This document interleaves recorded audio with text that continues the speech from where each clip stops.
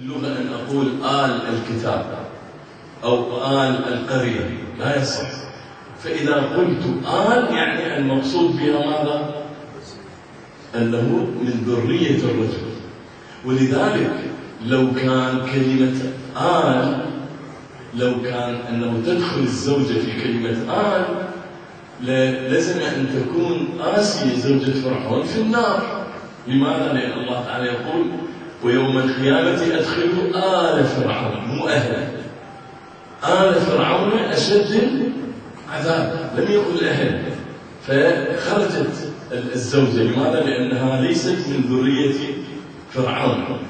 زيد بن أرقم في صحيح مسلم عنده احتجاج عندما يسأل بعد أن يورد حديث الغدير أو يعني ضوء أبس من حديث الغدير، يقول مضمون الحديث الشريف: خطبنا رسول الله صلى الله عليه وآله، طبعا هو ما يكون مؤخر من صحيح مسلم، يقول صلى الله عليه وسلم.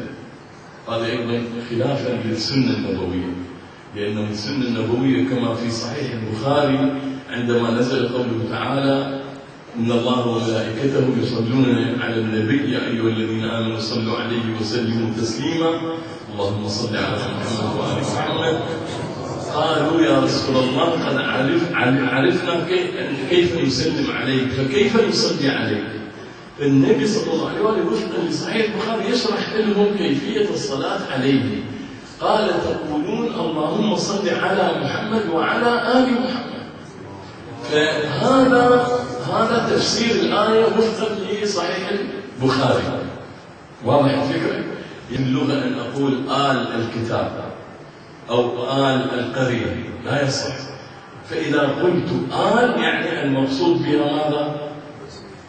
أنه من ذرية الرجل.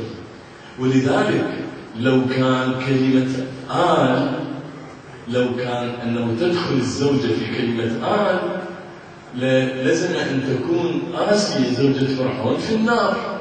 لماذا؟ لأن الله تعالى يقول ويوم القيامة أدخلوا آل فرعون، مو أهل. آل فرعون أشد عذاب، لم يقل أهل. فخرجت الزوجة. لماذا؟ لأنها ليست من ذرية فرعون.